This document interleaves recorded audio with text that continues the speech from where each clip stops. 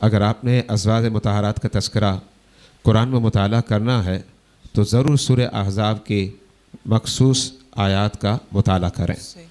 ایک مقام پر رب جلیل ازواج مطہرات کے حوالے سے ارشاد فرماتا ہے، یا نساء النبی، اے نبی کی ازواج یعنی نبی کی بیویاں، لستن کاحد من النساء، تم عام عورتوں کی طرح نہیں ہو بلکہ عام عورتوں سے بالکل علیحدہ اور منفرد ہو، جس کا مطلب یہ ہے کہ تمہارا مقام اور تمہارا لیول جو ہے عام عورتوں کی طرح نہیں ہے بلکہ عظیم سے عظیم تر ہے۔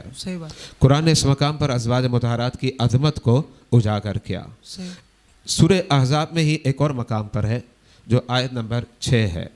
رب جلیل نے قرآن میں ارشاد فرمایا، النبی اولا بالمؤمنین من انفسہم، جس کا مطلب یہ ہے یہ نبی مقدس صلی اللہ علیہ وسلم مؤمنوں کی جانوں سے زیادہ ان سے قریب ہے۔ یہاں پہلے تو یہ وعدے کر دیا کہ نبی اور امت کا تعلق اور رشتہ کتنا پختہ اور مضبوط ہے، پھر ظاہر بات ہے نبی سے جب رشتہ اور تعلق پختہ ہے تو جو ان کی ازواج ہیں اور جو ان کی بیویاں ہیں ان کے بارے میں قرآن کہتا ہے وَأَزْوَاجُهُ أُمَّهَاتُهُمْ، یاد رکھنا پیارے مصطفیٰ علیہ الصلوۃ والسلام کی جو بیویاں ہیں اور ازواج وہ تمہاری مائیں ہیں۔ اب دیکھیں دونوں آیت کریمہ ازواج مطہرات کی عظمت و شان کو اجاگر کر رہی ہیں۔ اللہ ہمیں ادب اور احترام کی توفیق عطا کرے۔ صاحب حضرت سیدنا خدیجہ الکبریٰ رضی اللہ تعالی عنہا کا نکاح جب آپ علیہ الصلوۃ والسلام سے ہوا تو اس وقت آپ کی عمر مبارکہ کیا تھی؟ آپ نے بڑا بہترین سوال کیا۔ حضرت سیدہ خدیجہ الکبریٰ کی عمر مبارک کیا تھی، میں وہ تو جواب آپ کو دوں گا، لیکن اس سے پہلے جو نکاح کے محرکات ہے وہ بھی وعدے کروں اور کچھ اور باتیں بھی پیش کر دیتا ہوں۔ حضرت سیدہ خدیجہ الکبریٰ رضی اللہ تعالی عنہا کی ولادت کب ہوئی اس کو وعدے کیا جائے۔ آپ نے سنا ہوگا اصحاب فیل کا واقعہ، آتھی والا جو واقعہ ہے جس میں ابرا مکہ شریف پر حملہ کرنا چاہ رہا تھا، کعبہ پر، تو اللہ رب العزت نے آسمان سے پرندے بھیجے تھے جس کو قرآن نے طیرن ابابیل کہا، اور ان پرندوں کے ذریعے انہیں ہلاک کیا گیا تھا۔ اور اب یہ بتانا بھی چاہتا ہے کہ بڑی بڑی طاقتوں کو ہم چھوٹی چھوٹی چیزوں سے تباہ برباد کر دیتے ہیں، جیسے نمرود کے متعلق کہ جو خدائی دعویٰ بھی کیا تھا اور روئے زمین پر وہ حاکم تھا، لیکن ایک مچھر کے ذریعے اسے ہلاک کر دیا گیا۔ یہ رب کی شان ہے، رب پہلے ڈیل دیتا ہے اور اس میں اگر بندہ جو ہے سرکش ہو جاتا ہے تو پھر اللہ تعالیٰ پھر اسے عذاب بیچتا ہے اس پر اور اسے اس میں مبتلا کر دیتا ہے۔ تو اصحاب فیل کا جو واقعہ وہ یہ تاریخ کی کتابوں میں لکھا ہوتا ہے اور عام طور پر جو ہے نا یہی اس انداز سے بتائے جاتے ہیں۔ تو اصحاب فیل کے واقعے سے 15 سال قبل حضرت سیدہ خدیجہ الکبریٰ کا ولادت ہوئی ہے۔ اچھا، اب آپ کی عمر تقریباً 40 برس کی تھی حضرت خدیجہ الکبریٰ کی، اور اس سے قبل آپ 2 نکاح کر چکی تھی، اور دونوں نکاح میں جو ایک نکاح ہوا پھر شوہر کا انتقال ہو گیا، وفات ہو گئی۔ اچھا، پھر دوسرا نکاح ہوا تو اس میں بھی شوہر کا انتقال ہو گیا۔ اس کا مطلب یہ ہوا کہ نبی آخر الزمان علیہ الصلوۃ والسلام سے جو آپ کا نکاح ہوا یہ تیسرا نکاح تھا۔ اس وقت آپ کی عمر مبارکہ 40 برس تھی، اور وہ اس طریقے سے ہوا کہ حضرت خدیجہ الکبریٰ جو ہے ان کے والد خویلد بہت بڑے تاجر تھے مکہ المکرمہ کے، ان کا انتقال ہو گیا۔ انتقال کے بعد سارا کاروبار بیٹی نے سنبھالا، اور بیٹی حضرت سیدہ خدیجہ الکبریٰ ہیں، انہوں نے یہ کاروبار سنبھالا۔ حضرت سیدہ خدیجہ الکبریٰ جب کاروبار سنبھال رہی تھی تو آپ نے بہت سے لوگوں کو رکھا تھا جن سے آپ مداربت کرتی، کچھ غلام بھی تھے۔ تو آپ نے نبی علیہ الصلوۃ والسلام سے عرض کی کہ میرا مال جو ہے نا ملک شام لے جائیں اور وہاں جا کے آپ فروخت کریں۔ اللہ کے حبیب علیہ الصلوۃ والسلام نے اس پر رضامندی کا اظہار کیا، ملک شام تشریف لے گئے، کاروبار کر کے اور کافی پروفٹ نفع ہوا، پھر آپ مکہ مکرمہ تشریف لے آئے۔ حضرت خدیجہ الکبریٰ خود اس بات کی اب خواہش کرتی ہے کہ میں آپ کے نکاح میں آنا چاہتی ہوں۔ اس وقت میرے آقا علیہ الصلوۃ والسلام نے نبوت کا اعلان نہیں کیا تھا اور دنیا پر یہ اجاگر نہیں ہوا تھا کہ میرے آقا علیہ الصلوۃ والسلام اللہ کے نبی ہیں. اب یہ بات پوشیدہ ہے کیونکہ آپ نے اعلان نبوت تو 40 سال میں کیا, لیکن اس وقت آپ کی عمر 25 سال تھی. اب ذرا غور کریں, حضرت خدیجۃ الکبریٰ کی عمر 40 سال ہے, بڑی ہے, اور میرے آقا علیہ الصلوۃ والسلام کی عمر 25 برس ہے. تو حضرت محمد مصطفیٰ علیہ الصلوۃ والسلام نے اپنے چچا حضرت امیر حمزہ اور ابو طالب کو یہ بات بتائی اور کہا کہ آپ نکاح کا پیغام لے جائیں ان کے والد کے پاس. اچھا, ان کے والد کے پاس اور ان کے گھر والے جو تھے ان کے پاس یہ نکاح کا پیغام جو ہے لے جایا گیا. تو اس وقت رضامندی کا اظہار ہوا اور پھر آپ کا نکاح ہو گیا. اس کا مطلب کیا ہوا؟ آپ کے جو سوال کا جواب ہے وہ مختصر یہ ہوا کہ 40 برس عمر تھی حضرت خدیجۃ الکبریٰ کی اور میرے آقا علیہ الصلوۃ والسلام کی عمر مبارکہ اس وقت 25 برس کی تھی.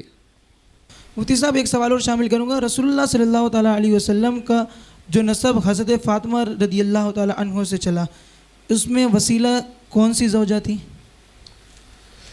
یہ بات ذہن میں رکھیے گا کہ اللہ کے حبیب علیہ الصلوۃ والسلام نے بھی اس بات کو واضح کیا ہے کہ میری جو اولاد کا سلسلہ چلا ہے وہ حضرت خدیجۃ الکبریٰ سے چلا. صحیح. یہ بالکل حدیث مبارکہ بخاری کے اندر موجود ہے. تو اللہ کے حبیب علیہ الصلوۃ والسلام کی جتنی بھی اولاد ہوئی ساری اولاد حضرت خدیجۃ الکبریٰ سے ہوئی ہے, کسی اور زوجہ سے نہیں ہوئی. حضرت عائشہ بھی زوجہ ہیں, اچھا حضرت ام حبیبہ بھی ہیں, دیگر بھی ازواج ہیں, لیکن حضرت خدیجۃ الکبریٰ سے جو ہے نا اولاد کا سلسلہ چلا.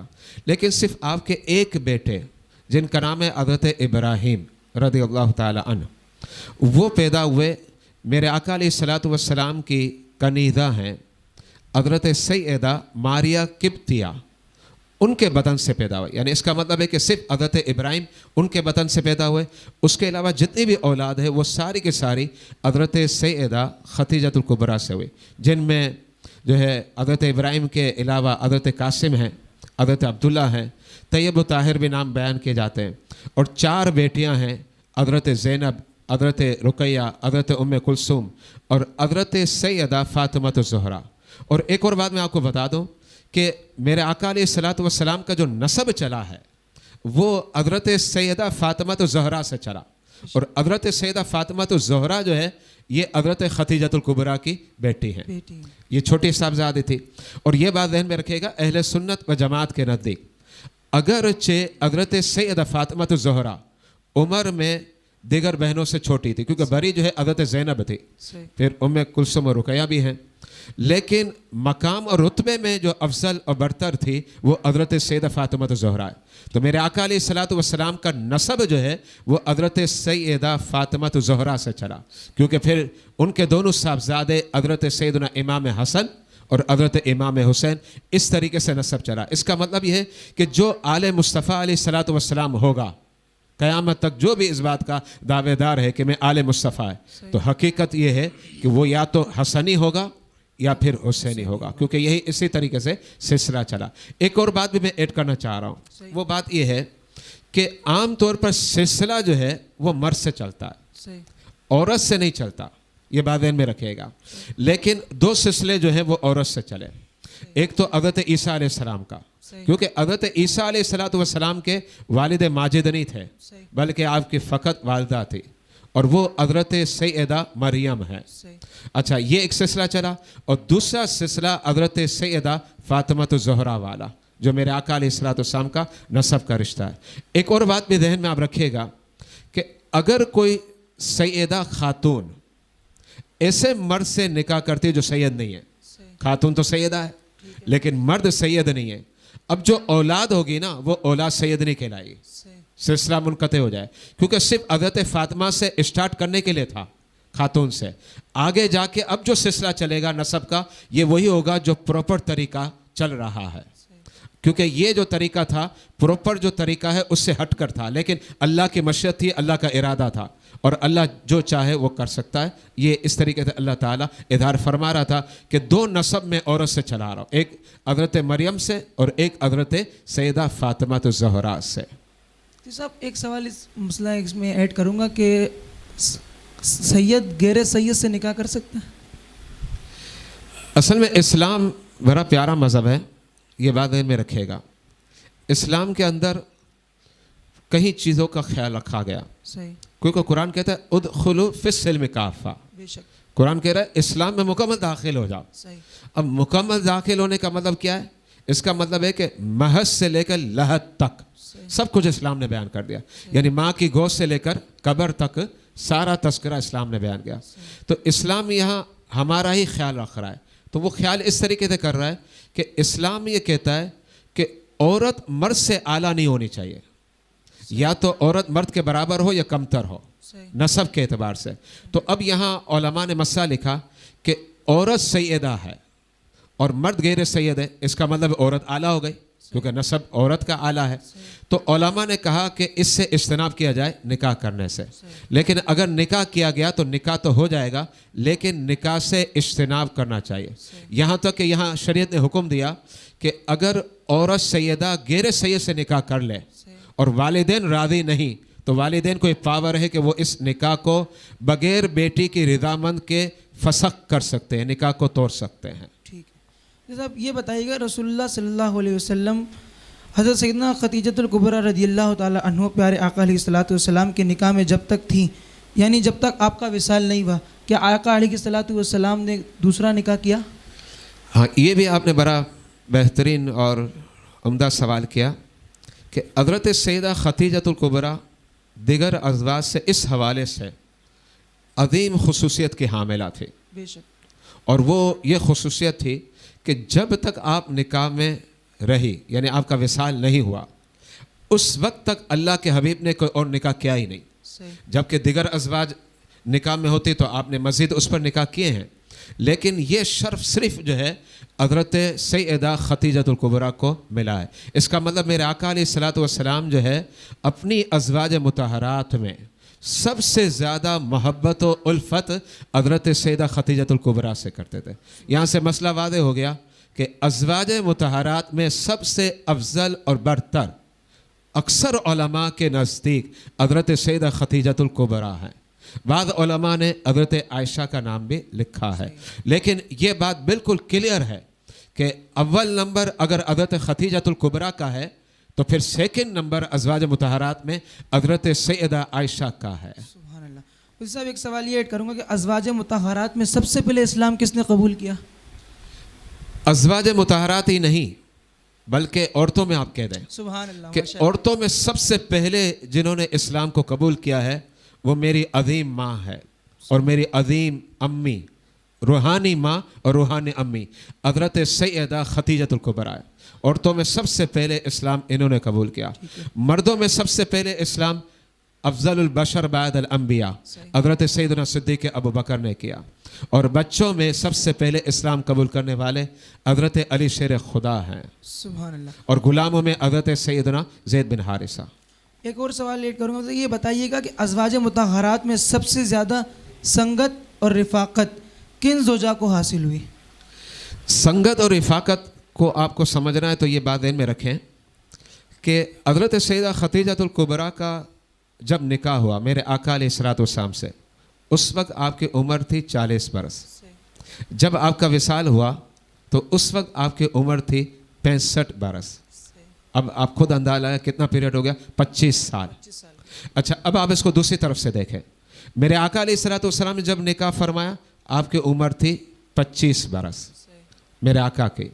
اور جب حضرت خدیجۃ الکبریٰ کا وصال ہوا اس وقت میرے آقا علیہ الصلوۃ والسلام کی عمر تھی 50 برس. رفاقت نصیب ہوئی نا وہ 25 برس ہے. اور 25 برس جو آپ کو رفاقت ملی میرا خیال ہے کسی اور زوجہ کو اس کا ہاف بھی سنگت نصیب نہیں ہوئی. یہ مقام ہے حضرت سیدہ خدیجۃ الکبریٰ کا. اچھا مفتی صاحب ابھی میں نے آپ سے ایک سوال کیا کہ ازواج مطہرات میں سب سے زیادہ سنگت اور رفاقت کن زوجہ کو حاصل ہوئی.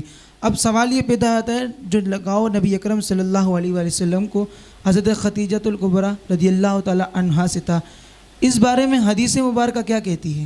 ہاں یہ سوال بھی بڑا آپ نے عمدہ پوچھا ہے. احادیث مبارکہ کا اگر مطالعہ کریں میں دیگر کتابوں کی تو بات ہی نہیں کر رہا، صرف آپ بخاری کا مطالعہ کر لیں. بخاری کے اندر پورا عنوان قائم ہے. وہیں کی کچھ روایتیں میں آپ کے سامنے پیش کرتا ہوں. ایک روایت ہے بخاری شریف کی, اس میں لفظ لکھا ہے خیر النساء ختیجہ, یعنی میں نے ابھی جو آپ کو کہا کہ 5 عورتیں دنیا میں تمام عورتوں سے افضل ہیں, ان کا ہم پلہ کوئی نہیں ہے, جن میں ایک نام جہاں حضرت فاطمہ و زہرا کا ہے تو ایک نام میری اماں جان حضرت سیدہ خدیجہ الکبریٰ کا بھی ہے, اور ایک نام حضرت عائشہ کا بھی ہے, ایک نام حضرت آسیہ کا بھی ہے, اور ایک نام حضرت سیدہ مریم کا بھی ہے. تو حضرت خدیجہ الکبریٰ کے متعلق میرے آقا نے واضح فرمایا خیر النساء خدیجہ, عورتوں میں افضل ترین عورت حضرت سیدہ خدیجہ. یہ بخاری کی روایت. اچھا دوسری روایت سنیے گا, حضرت عائشہ سے بیان کر رہی ہیں. سبحان اللہ. حضرت عائشہ بخاری کے اندر موجود ہے. حضرت عائشہ عرض کرنے لگی یا رسول اللہ, دنیا کے اندر اور بھی تو عورتیں ہیں, آپ اور عورتوں کا اتنا تذکرہ نہیں کرتے. جب آپ میرے ساتھ بیٹھتے ہیں میں اکثر دیکھتی ہوں کہ آپ حضرت خدیجہ کے بارے میں بتاتے رہتے, حضرت خدیجہ ایسی, حضرت خدیجہ ایسی. ٹھیک ہے, بڑی عظیم خاتون ہے, اس میں کوئی شک نہیں ہے, لیکن اور بھی تو عورتیں ہیں نا, آپ ان کا بھی تذکرہ کریں. تو اس وقت میرے آقا علیہ الصلوۃ والسلام نے جو ارشاد فرمایا بڑے قابل توجہ الفاظ ہیں. فرمایا انہا کانت و کانت, بڑے مختصر لفظ ہے, جس کا مطلب کیا ہے؟ مطلب یہ خدیجہ تو خدیجہ ہے. واہ واہ سبحان اللہ, کیا بات. یہ کبھی ہم کہتے ہیں نا کوئی تذکرہ کر رہا ہوتا ہے کہ ہم کہتے ہیں فلاں ایسا فلاں ایسا فلاں ایسا, تو سامنے والا کہتا ہے یار آپ ایک ہی تو تذکرے اور گیت گا رہے ہیں, اور بھی تو لوگ ہیں. تو پھر کبھی آپ کیا کہتے ہیں, ارے وہ فلاں جو ہے نا وہ فلاں ہے, مطلب اس جیسا کوئی نہیں ہے. تو آپ نے یہ اس کو واضح کر دیا کہ میری جو خدیجہ اگرچہ فوت ہو چکی, وصال ہو گیا, لیکن کون ہے یہ تو بتا دو خدیجہ جیسا. اچھا اس کے علاوہ بخاری ہی کی ایک اور حدیث ہے, وہ میں پیش کرنا چاہتا ہوں. حضرت خدیجہ کھانا تیار کر رہی تھی, کھانا تیار کر کے بارگاہ رسالت میں لانے والے تھے. اچھا آپ کے آنے سے پہلے بارگاہ رسالت میں حضرت جبریل آ گئے. حضرت سیدنا جبریل علیہ الصلوۃ والسلام نے سلام پیش کیا بارگاہ رسالت میں. سلام پیش کرنے کے بعد عرض کرتے ہیں ابھی آپ کے پاس خدیجہ آنے والی ہے, اور رب نے کہا جاؤ خدیجہ کو سلام پیش کر دو. اب دیکھیں رب سلام پیش کر رہا ہے حضرت خدیجہ کو, اور پھر جبریل کہتے ہیں رب کا سلام بھی آپ پیش کر دینا اور مجھ جبریل کا سلام بھی پیش کر دینا, اور ساتھ میں یہ بھی کہہ دینا رب نے بشارت دی ہے کہ آپ کا شاندار محل ہوگا جنت میں. یہ ہے حضرت سیدہ خدیجہ الکبریٰ کا مقام. اب آپ یہ بات بھی ذہن میں رکھیں, یہ بھی بخاری کے اندر ہے, میں بخاری کی روایات آپ کے سامنے پیش کر رہا ہوں, بالکل صحیح روایت جن میں کوئی ضعف بھی نہیں. اور ایک بات یہ بھی ذہن میں رکھیے گا, اگر حدیث ضعیف ہو تو علماء کا اس بات پر اتفاق ہے کہ فضائل اعمال میں قابل قبول ہے, یعنی کسی عمل کی آپ فضیلت بیان کرتے ہیں تو حدیث سے ضعیف سے آپ سہارا لے سکتے ہیں. اچھا اسی طریقے سے اگر آپ کسی شخصیت کی فضیلت بیان کرتے ہیں کہ فلاں شخصیت ایسی فلاں شخصیت ایسی, اور وہاں اگر آپ کو ضعیف حدیث ملتی ہے تو وہ بھی قابل اعتبار ہے, یعنی استدلال کیا جائے گا. لیکن اس کے باوجود میں آپ کے سامنے ضعیف حدیث سے نہیں پیش کر رہا, میں بخاری کی حدیث پیش کر رہا ہوں. یہ حدیث بھی نوٹ کیجئے گا, حضرت عائشہ خود بیان فرماتی ہے کہ جب حضرت خدیجہ الکبریٰ کا وصال ہو گیا, نکاح میں حضرت عائشہ آ چکی ہیں, لیکن جب گھر کے اندر کسی بکری کو میرے مصطفیٰ ذبح کرتے نا تو حضرت عائشہ فرماتی ہیں کہ پیارے مصطفیٰ فرماتے اس کا ایک حصہ جو ہے نا ایک بازو الگ سے کر لو. میں پوچھتی یہ حصہ کیوں الگ کیا جا رہا ہے؟ کہا یہ اس لیے میں الگ کر رہا ہوں, میری جو خدیجہ تھی نا ان کی سہیلیوں کے گھر پر گوشت بھجوانا ہے. اب آپ ذرا غور کریں کہ اللہ کے حبیب حضرت سیدہ خدیجہ الکبریٰ سے کتنا پیار فرماتے تھے, کتنی محبت فرماتے. آخری بات میں پیش کر دوں, وہ بات یہ ہے کہ ہمارے یہاں میمنوں کے اندر خدیجہ کہا جاتا ہے, خا کے بعد تا پڑھتے ہیں, لیکن اصل جو لفظ ہے کتابوں میں جو لکھا ہوا وہ دال ہے, یعنی حضرت خدیجہ, لیکن زبان پر خدیجہ چڑھا ہے. باہر زبان پر چڑھا ہے تو اس اعتبار سے پڑھا تو جا سکتا ہے, لیکن اصل لفظ جو کتابوں میں اور حدیثوں میں مذکور ہے وہ ہے خدیجہ. بہت شکریہ مفتی صاحب. ازواج مطہرات میں وہ کون سی خاتون ہیں جن کو جنت کے پل کھانے کا شرف حاصل ہوا دنیا کے اندر؟ ازواج مطہرات میں صرف ایک ہی خاتون, اور وہ بھی میری اماں حضرت سیدہ خدیجہ الکبریٰ. سبحان اللہ. کسی ازواج مطہرات میں سے کسی کو بھی یہ شرط نہیں ملا کہ جس نے جنتی انگور کو کھایا ہو, لیکن رب نے بھیجا اور رب نے اس لیے بھیجا کہ ہماری ختیجہ جو ہے جنت کے انگور کو کھائے. سبحان اللہ.